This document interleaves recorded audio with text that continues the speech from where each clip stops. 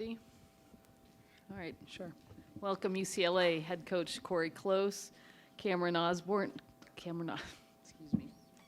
Osborne, and Lauren Betts.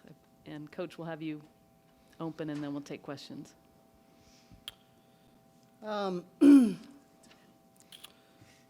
Credit to Southern California. They made plays down the stretch, and as much as this hurts me to admit, we always say that the tougher, more together team wins, and they were a little bit tougher than us, and just being really candid, and it's always on me.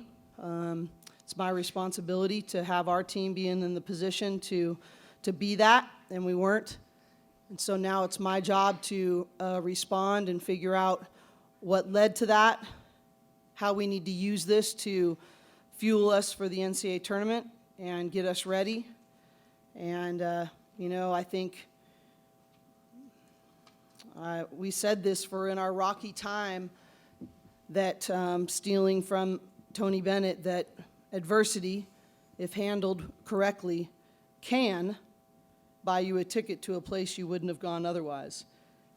And that's my job as a leader, is to help us handle the adversity wisely and to help put a plan together and an environment where we have to make those choices to hopefully buy us a ticket to a place in the NCAA tournament that maybe we wouldn't have gone otherwise.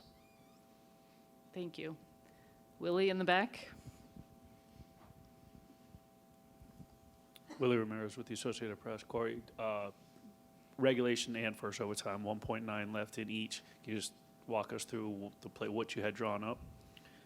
We didn't, probably if I had to do it all over again, we might have done something different on the first one on the side to try to get us something a little quicker. We didn't get a clean catch or inbound to have it right back to the inbounder coming off the flare.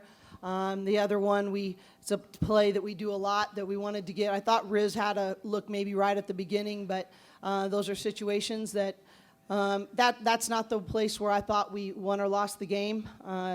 Giving up defensive rebounds on free throws. We were up 4. We control that, and they get an offensive rebound on a free throw and kick it out for the 3. All those kinds of things. You can look at when we had 18 seconds, I think, is when we went one-on-one, and it was tied, and we didn't get the call there, but we ended up getting the stop. So, there's just all those scenarios to go through. So I'm sure I'll look at some of those, and ultimately I'm responsible to better us and get us in those situations. We did not handle it as well as we needed to. I did not think we were good out of timeouts tonight, and that's been a real strength of ours, is being really efficient on ATOs, and we weren't tonight, and that's on me. Right here in the front. Tyler DeLuca, no cap space. Charisma is taking responsibility and being a leader on the court obviously isn't anything new to you with this roster. One of those responsibilities tonight was that kind of one-on-one defensive matchup with Juju. Can you kind of take me through that matchup? And because especially I feel like in that second half, it really kind of heated up. Yeah, obviously she's a really good player, and I was just trying to take away her right hand. She likes to go that way a lot, and that's something that we talked about with the scout, and she gets a lot of ball screens, so just trying to navigate that and get help where we can on the backside. It was really fun. It's always fun when there is a good player and I can match up against them, but I don't know. Lindsay? Lindsay Schnell, USA Today. Cori, I feel like after every game you talk about, we got to put the ball into Lauren more. She's so good. She shot 50% from the field tonight. She took 16 shots in 41 minutes. Is that enough? No. It's not enough, and it's everybody's job. And I think that's one of the things that we're gonna have to see on the film, is that we missed several opportunities, and when we get our head down off the bounce and we forget what our purpose is in that, and making the reads to put her in better positions to be successful. And she's got to get it more, especially tonight. Maybe in the first game that they played her one-on-one, And, you know, I thought she did a much better job in the second half of getting deeper post-ups. She was getting a little bit too far out in the first half, and I thought she made a really good adjustment in the second to get those deeper post-ups so that she didn't have to have so many dribbles, which allowed them to dig in out of that. And I thought she made a great adjustment, and we needed to just keep going to it. And, you know, we made some mistakes. I was trying to get run pick and roll, fill behind, and we got the 2-on-1 out of the drop coverage, and we weren't able to make the pass to get it to her. And you know, that will be one of our major focuses over the next 2 weeks before the NCAA tournament, is how to become more efficient at that. Front row, Alexa. Alexa Philippou, ESPN. Cori, 2 quick ones for you. When you say that you felt like your team lacked toughness tonight, where were those areas in particular? And Rebounding, 50-50 balls, you know, like those tie-ups, like eventually you just don't let people get in there. And I thought I just don't let people get in there. I thought it could have been called differently. I didn't think that there was as good a consistency as I would have liked on that. But the reality is that defense, well, the rebounding wise, some of it was mental toughness, like knowing what we're trying to accomplish and being counted on to do your job every time. And it didn't change much in terms of what we were expecting them to do, and we didn't execute. And, you know, so, and as I said, I will never, ultimately, I am responsible. And so it's, you know, that's a reflection of my leadership, and we'll take care of it. can I follow up? For this to be a semifinal game, double overtime and crosstown rivals, and just in the setting of the tournament, I mean, just being part of that and having that energy of that game. I know obviously the result wasn't what we all wanted, but how can you speak to just that whole environment too? Well, I think, you know, this will be obviously for the committee to decide and all of those things, but I think that what you've seen is that we have 3 number 1 seeds in this conference, point blank. And you can't say, you know, you know, everyone's talking about, well, maybe 6 or whatever. I'm like, give me a break. I mean, that's just, to me, so short-sighted with this conference. If you're going to say that we're the best conference in the country, you can't cut those people off that are in that conference and you're going to beating each other up. But I just think that this kind of game, I'm just not sure what else they could see. If we had made it, does that mean that we would be and USC wouldn't? I just think on this kind of stage, what you saw is 2 really, really tough teams and really good teams. And I think all 3 of Stanford and USC and us, I just don't know what else we can do. We have more top 25 wins than anybody in the country, and I just think that's what you saw on display, is 2 really good teams that really wanted to get after it. We came up on the short side of that, but I think the game sort of spoke for itself. Over here on this side. Tia Reed, Blaze Radio, Coach. The disparity at the free throw line was 37-17. How hard is it to fight back and overcome when they're getting that many opportunities at the line? And is there anything different that you think you guys could have done to close that gap? Well, I think that we needed to find cleaner ways for our guards to get downhill, and we did that better a little bit in the first half, the second quarter specifically, and I think we needed to press that issue a little bit more. But I think we were being pretty darn aggressive too, and it's hard to, in the emotion of the moment, to make really wise and discerning decisions about that. But I always think about this, that every game, I have to come up here and I have to be accountable. I'm the leader and I'm the head coach. And I really do wish there was a system in place where there was a little bit more accountability for that kind of thing as an official as well. I'm not saying good or bad. I may watch the film and go, oh, I was wrong every time. But I do think that's interesting, that something that has so much to do with growing our game, we're here to talk to you guys and to give you a really honest, candid expectation of what went on. And ultimately, I need to stand up and take the responsibility of the loss. But I'll take the responsibility. If I made a bad call in the game, I'll tell you, and I'll tell my team. I'll do that. But I just think it's interesting that the system doesn't make that more of a priority. And I think our officials might get a little bit better. The game's sure getting better, isn't it? The game's sure moving up. Our officials are working hard. I'm not saying anything like that. It's a very difficult job, and we need more people to get into it, more former players specifically. And that needs to happen. That's very important. If our game is going to grow at a rate, so does the officiating needs to grow at that same rate. So we need to encourage that. But I do think that our systems could be better. I've got one more over here real quick, and then we'll get to that side. Corey, Luke Evans, Orange County Register, you mentioned after last game you thought the winner of this game was going to be the team that played better to their identity. You know, what is, you've seen USC through 3 games, what is their identity, and what after this game do you feel like, you know, you can do to kind of better refine this program's particular identity? Well, I mean, I don't know if I can answer totally from USC's perspective. That's theirs to answer.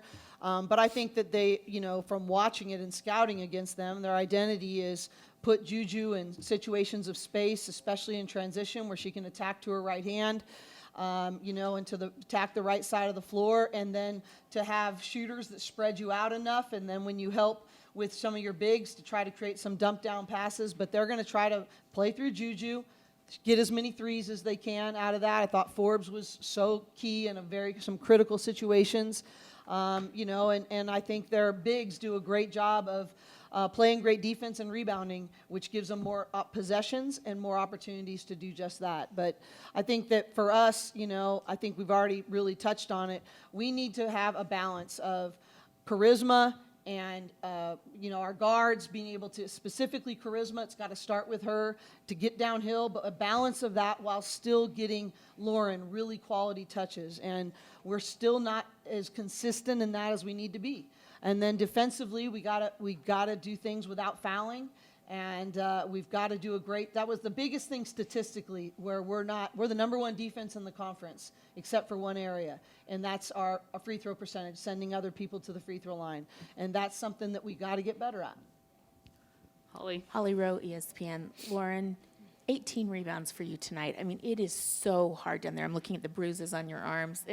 How would you describe your ability to stay in it mentally and be so strong and so tough when you're getting really so much physicality? Yeah, I think it's just like a mindset. Obviously, like, I've been getting fouled my entire life and, 6-7 posts. Like, obviously I'm going to get, beat up.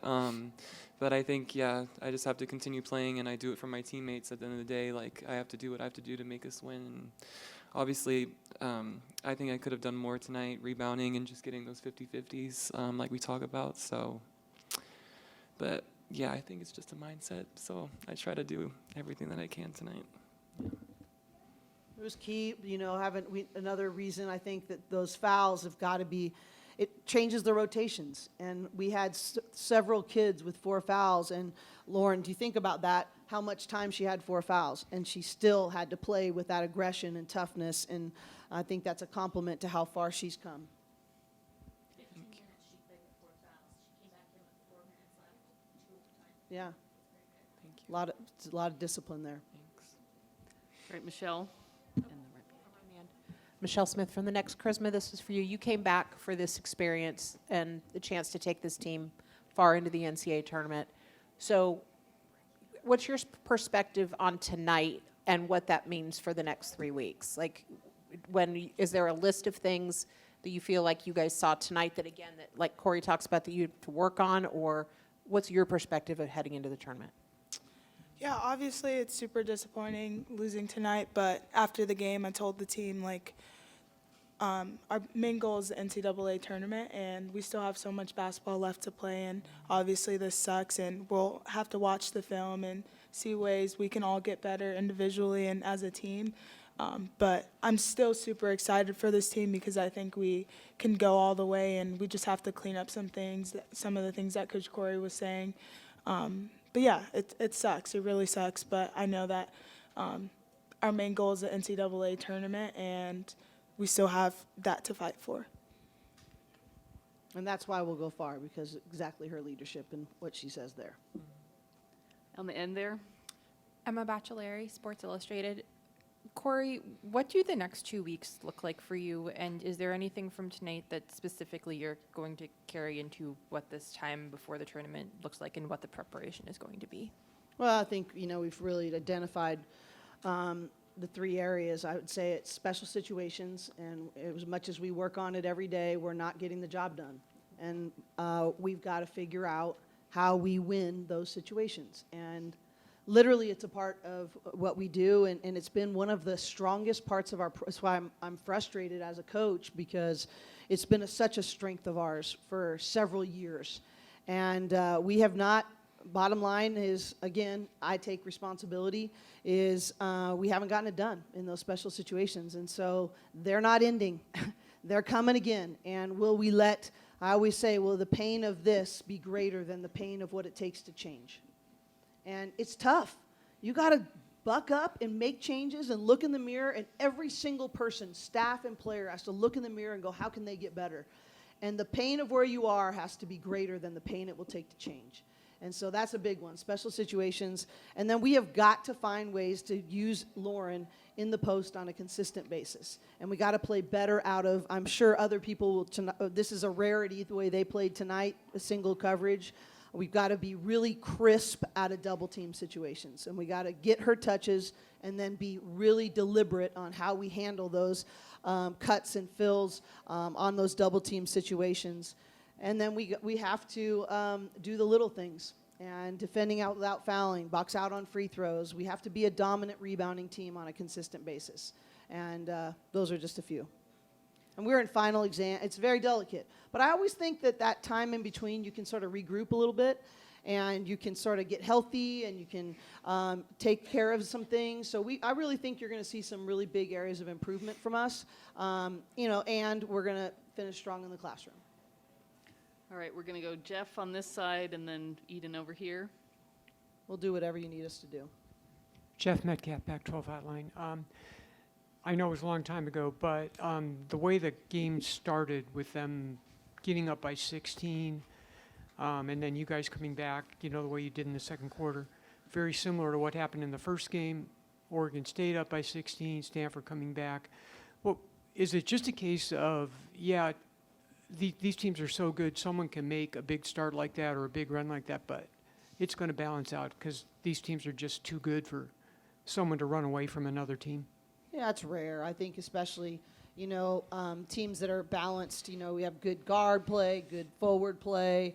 We've got, I think that there's just, I think it's rare. If you're a competitor at this level and all these teams are in the top 10, that we're battling it out, I guess top 15, I just think it's rare that someone's just going to lay down. It wasn't a good start for us. I was very disappointed in how we started, but bottom line is we won every quarter after that. And, I think you're just not going to have a group that's not going to compete to scratch and claw and come back. The teams are too good. Okay, we've got final three questions here in the back row. Eden Lassie, Yahoo Sports. Lauren, we talked about the physicality for this game. You've played so many talented posts in this conference, the game tonight. Just how well do you feel like those tests have prepared you for the NCAA tournament that's coming? Yeah, it just goes to show how talented the Pac-12 is. Every single game I feel like I've played in this conference, I've had a really good post I've had to compete with, and I feel like at the end of the day, I've just gotten so much better throughout this season, and I just think I was really well prepared. Even in practice, we have a really good group of practice players who, beat me up every single day, and I think they've made me really better, much better at the end of the day. So, I felt really prepared today. Obviously, I'm not happy with how the game turned out, and I always feel like I could have done more. But, I think that throughout the season, I think I've just gotten a lot better. So, yeah. Lindsay? Charisma, Juju gets a lot of credit, obviously, for being a great offensive player, and it was really fun in regulation watching you two go at each other. But at the end of the game, she made two huge defensive plays. She tipped a three-point attempt, and then she drew Kiki's fifth foul. You are a great defensive guard also. How good is Juju defensively? Yeah, she made some really big plays and at the end of the game, and that's what great players do. yeah, I think those were really key plays for her. I don't really know what else, but she's a great player overall. So In the back there. Sabrina Merchant, The Athletic. Charisma, after playing 5 years of USC UCLA games leading up to this one, just what can you say about the evolution of this rivalry and what you guys have done for basketball in LA? yeah, it's so fun. I think it's always super fun playing against USC. I've really enjoyed it over the years, and it sucks that my last two I've lost, especially with most of the time of us winning and beating them. So that really sucks, but I'm happy that the rivalry is there because it does bring people out to come and watch women's basketball, and I think that's just like the most important thing. And I know soon, one day, I'll be coming back and watching and seeing how exciting that is for basketball in Los Angeles. Good ending note. Thank you. We'll wrap there. Thank you all for being here. We appreciate it.